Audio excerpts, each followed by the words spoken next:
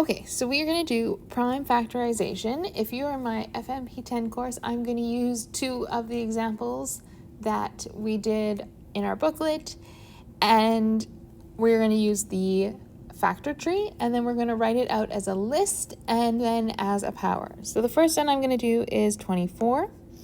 So when we're doing a factor tree, you're going to find all the prime factors, which are the factors that are only divisible by 1 and themselves.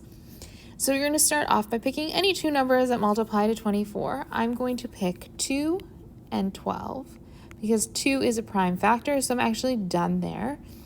And then 12 is not, it still has more factors. So it can be 2 and 6. So again, 2 is done, but 6 can be broken down into 2 and 3. And now we are left with all prime numbers.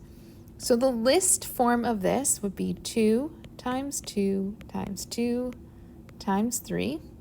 And then if we were to write it out as powers, I've got 3 2's that are the same. So that is 2 to the power of 3.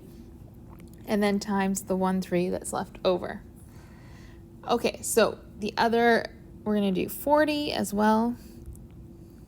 So here, when I have a multiple of 10, my most obvious factors to pick are 4 and 10. These both are not prime factors though. So now I need to divide up that into 2 and 2, and then 10 into 2 and 5. So now I have all prime factors. I can't divide these by anything else. So I'd write 2 times 2 times 2 times 5.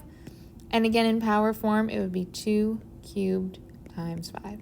And that is how you find the prime factors of composite numbers using a factor tree.